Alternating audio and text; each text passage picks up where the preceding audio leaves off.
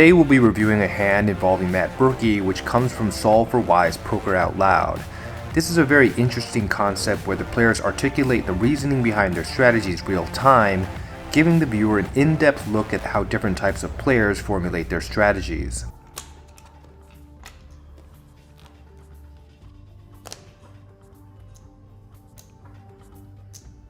Probably the bottom of my opening range in this spot. 35.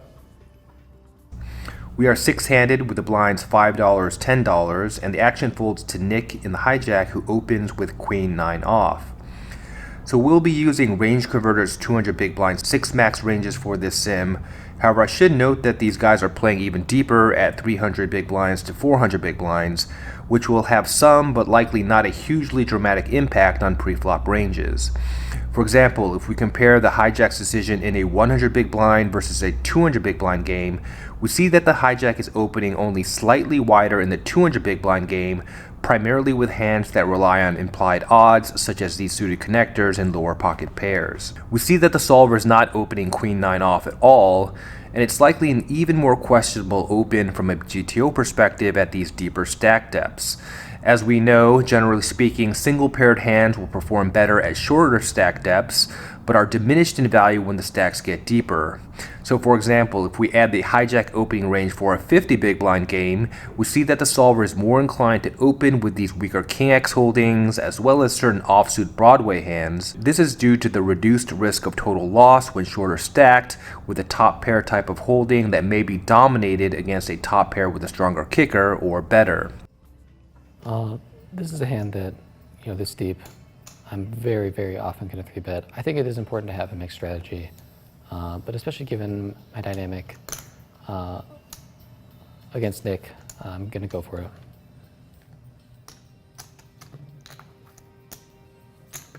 One time. Jack wakes up with Ace-King in the cutoff, and he 3-bets a little over 3x, and not surprisingly, Ace-King is a prime raising candidate according to the solver. However, I should note that this solution forces the cutoff to either fold or raise, so if we instead take a look at a 9 max 150 big blind sim, which allows the cutoff to call a hijack open, we see that Ace-King off does in fact mix in some calls. From a purely GTO standpoint, a randomizer should be used to decide a mixed strategy spot like this to ensure that frequencies are balanced and unpredictable. However, alternatively, exploitative considerations could be used instead, which seems to be how Jack makes his decision. He refers to a certain dynamic between him and Nick, which apparently is based on Nick opening too wide and Jack punishing him with raises. And this, I think, is a very effective way to blend GTO and exploitative play by using reads, tells, or intuitions to tip your decision one way or another in these mixed spots, which in the world of GTO are quite prevalent. So for example, if instead Jack was facing an open from a hijack that had a very tight opening range, he could choose to skew towards flatting instead, and this would allow him to remain tethered to the GTO game tree, but at the same time make a measured adjustment by taking into account exploitative considerations, which will oftentimes be quite valuable.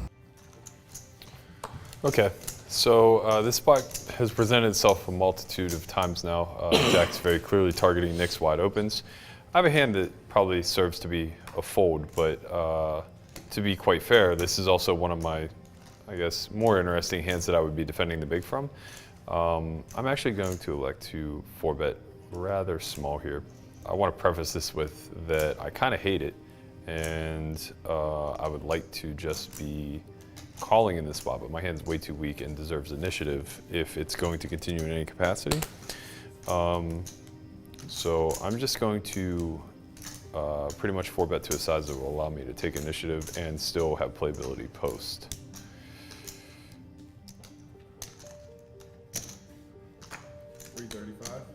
So Berkey reluctantly decides to 4-bet with 7-10 suited, and as you might expect, this play is nowhere near the GTO game tree. Berkey acknowledges that his holding is too weak to call, but instead of folding, he decides to defend with a raise, apparently based on an exploitative read that Jack may have been 3-betting light to punish Nick's wide opens. However, his choice of hand to bluff with is non-standard, particularly given that there are 2 players yet to act that have uncapped ranges. According to the solver, there are many better candidates to choose in this scenario, such as these no-gap suited connectors and wheel-suited aces.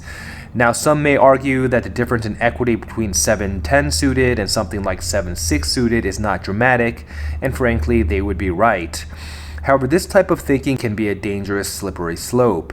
Right, once you remove the guardrails and start 4-betting 7-10 suited multi-way, what is to prevent you from also 4-betting 6-10 suited or 5-9 suited and so on and so forth? These no-gap suited connectors are specifically chosen by the solver as pre-flop bluff candidates because not only can they make flushes, but they also can make additional combinations of straights relative to suited gappers. Also, we need to keep in mind that even 7-6 suited should be a very infrequent 4-bet in this spot as just a 16% play, so expanding the 4-betting range beyond this becomes increasingly risky. Berkey's comment about the sizing is also interesting in that he deliberately makes a relatively small 3x raise out of position so that he can take the betting lead post-flop. This appears to signal an intention to barrel with the goal of either hitting a strong hand by the river or applying pressure to cause his opponent to fold. However, in a vacuum, it seems that this type of hand should not want to play at all out of position, potentially multi-way, so arguably, if anything, he may be better off raising larger to apply fold equity in an attempt to take the pot down pre-flop. But apparently Berkey believes he has a significant post-flop edge against his opponents, which may be the case. So given Berkey's 4-bet with this holding, we're going to give him a big blind 3-bet range after a cutoff open, which does include some small frequency of 7-10 suited.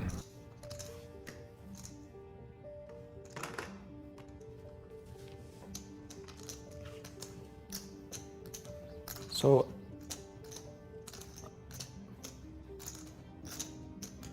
I'm expecting Berkey to be a little bit more polarized out of the big blind facing an open and a 3-bet for myself. I do think it could be a bit wider just because I've 3-bet Nick so many times. Although I don't think he would necessarily expect me to alter my preflop strategy a lot based on my history with Nick. This is a close spot because I think I dominate a ton of Berkey's 3-bet range. I'm not in love with playing post-flop at all, in position or out of position against Berkey, but I think that in order to defend my raise call range, I should be flatting this at some frequency, and I would rather have a suited combo to 5-bet here. And so I'm going to keep Berkey's range wide and play this through a call.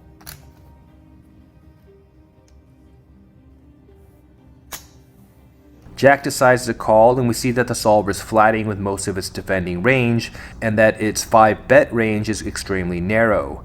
And again, Jack makes a conscious decision to factor in exploitative considerations by opting to keep Berkey's weak 4-betting range wide, but at the same time he grounds his decision to some degree in fundamental principles, indicating that he would be more inclined to play aggressively if his holding was suited, which is consistent with the solver strategy, likely due to the incremental additional equity the suitedness provides.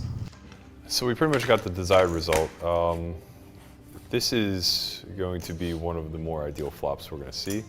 I think most of his ace-x is going to be incentivized to 5-bet.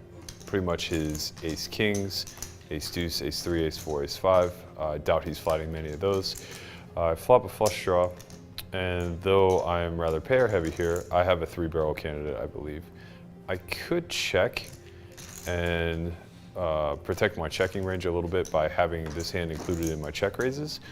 But the issue with that becomes, I think he's just going to have a hand that realizes most of the time and wants to check back, unless he has a hand like ace-jack or ace-10, in which case I'm not so sure that a check raise is actually going to serve me well. So I'm actually going to continue for a bit of a larger sizing here, as I think he thinks my pairs would probably pot control a little bit more.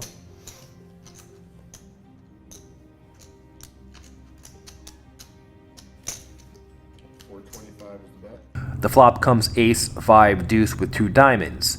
Berkey continues, and we do see that the solver will leverage the ace-high board by betting 10-7 diamonds with some frequency, as this holding has limited showdown value and has backup equity provided by the flush draw if called. However, we also see that the solver is checking most of its range in Berkey's shoes. Despite the fact that Berkey's range is uncapped here, if we assume a wider range which includes 7-10 suited, he's actually at a pretty significant range disadvantage on this board against a GTO 4-bet calling range, which includes some combos of even the most nuttish holdings and is very narrow and ace-x heavy. Interestingly, Berkey assumes that Jack would have 5-bet many of his ace-x combos in position, but perhaps there is a prior history here that we're unaware of that Berkey has a read on. Berkey does mention the possibility of checking with the plan of check raising. However, he ultimately decides against this, partially due to the concern that Jack may check behind and realize equity on later streets. While this may be true to a certain extent, at the same time, Berkey's hand could also benefit from equity realization as well, so a check here seems to be a reasonable play. In terms of sizing, Berkey opts for a larger 60% pot bet to avoid the appearance of having an underpair. However, we see that when the solver does bet, it does actually prefer the smaller 30% sizing on this board, even with its strongest holdings, and this will often be the case on this type of flop formation with an ace and 2 smaller cards. Right, a strong ace on this type of board doesn't require much protection and shouldn't mind keeping in play a number of villains' weaker holdings, and a larger bet will fold out a significantly greater portion of Jack's range that is far behind top pair. I think there's an interesting case for raising on an ace-high board when I flat ace-king pre-flop. This is not that board, especially with my holdings. Part of the reason is that Berkey's cold 4, I think especially if he's a little bit more polarized, is pretty likely to include wheel aces. So there's 2 combos of ace deuce, 1 combo of ace 5 suited. Without the king of diamonds, I would more strongly consider raising, but given that I have so little to protect against, I want to just keep Berkey's range wide. I think he's going to have a fairly large double barreling frequency as a bluff. Also, I think Berkey is the type to bet a lot of big pairs on this board, even when most players wouldn't. I think I can get value from those later, but I think that most of those would fold to a flop raise. Jack decides to flat Berkey's bet, but he recognizes that ace-king is a decent raising candidate, which the solver agrees with, given that Berkey may have a number of dominated aces and flush draws that could call a raise depending on the sizing. However, Jack ultimately decides against raising for 3 articulated reasons. 1, he states his concern that he may be up against ace-deuce or ace-5, which certainly could be in Berkey's 4-bet bluffing range. Secondly, he indicates he would be more inclined to raise when not holding the king of diamonds, since it blocks some of the flush draws in Matt's range, thus needs less protection, and we see that the solver appears to agree with this rationale. Third, Jack mentions that he wants to keep Berkey's range wide, as a raise would certainly fold out many of Berkey's bluffs that may otherwise double or triple barrel, such as weaker underpairs and some flush draws. Okay, so this is rather interesting. I'm putting him on mainly ace-jack, ace-10. That becomes a bit problematic for me. I think he could have certain combinations of hearts. King-queen would probably be the only logical float there. Of course, he has like some combinations of ace-5, ace-deuce. Seems even less likely now that the ace appears. So he actually may just have bigger diamond draws than me. I actually really like going for a 2x pot shove here, or 1.5x pot shove here. Sure, he's just gonna have some ace-x to call me, but I'm already so pulled, given my action thus far, that I think when I jam, he can't really expect to find too many of my merged hands, like kings or queens or anything to that nature. So I'm gonna give the fake look back as if I'm checking to see if my ace possesses a heart, and then I'm gonna be all in. I'm all in. The turn is the ace of hearts, and Berkey decides to shove, 2xing the pot. In contrast, we see that the solver is checking 100% of its 10-7 of diamond combos, and checking most of the rest of its range as well, as the ace is not a great turn card given Jack's assumed very narrow and ace-heavy range.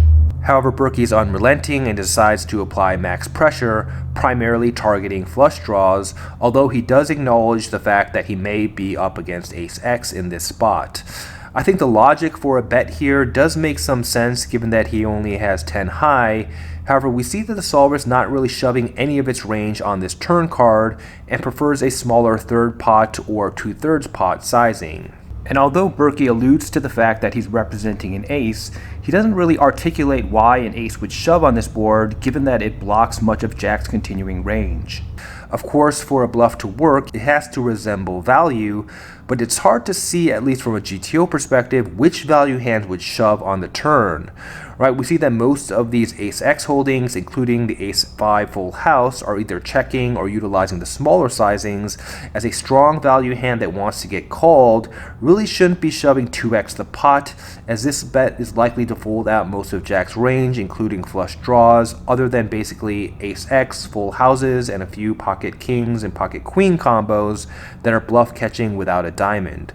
However, Berkey nevertheless decides to jam, mentioning again, as he did on the turn, that he's choosing this sizing to avoid the appearance of holding something like pocket queens or pocket kings. Based on this statement, it could be inferred that Berkey's strong preference with his nuttish holdings is to obtain max value by polarizing and putting his opponents in very difficult spots. In contrast, from a GTO perspective, we do see that the solver will choose smaller sizings with both value and bluff, and that even a third pot bet should fold out a number of underpairs and flush draws, which would be a significant victory for 10 high. In that regard, one thing that should be considered in any bluff spot is whether you can achieve the same desired results of getting some folds while investing the least amount of capital possible. Of course, a larger bet will increase fold equity, but you don't necessarily have to fold out villain's entire range for a bluff to be effective, and you'll save EV with smaller bluffs in those situations when you run into nuttish hands, as is the case here. So then?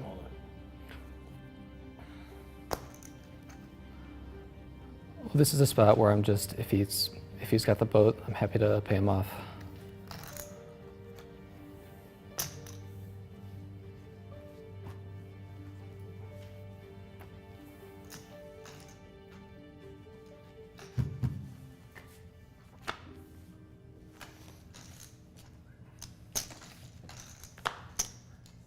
Okay, so I ran into the top of range, which I think is quite reasonable. He has a hand that if he wants to catch me bluffing with, he should possess in his range.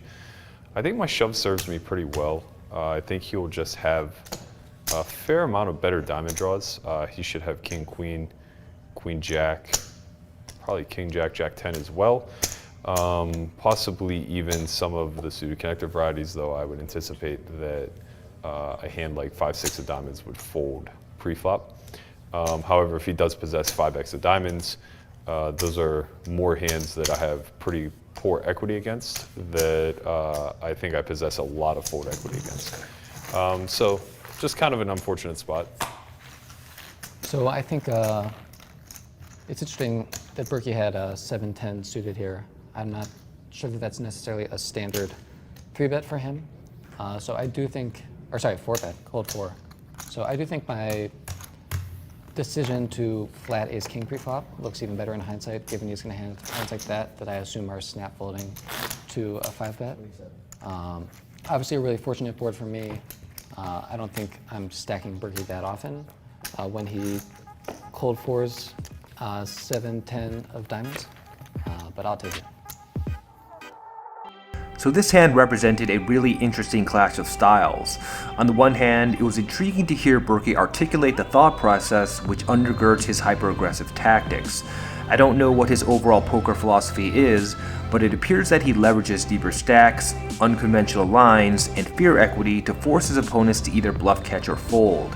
I am not as familiar with Jack, but it appears that he comes primarily from a GTO background, and we saw him skillfully identify mixed strategy spots and then weave in valuable exploitative information, opting for a more passive route to allow Berkey to punch himself out with his aggression.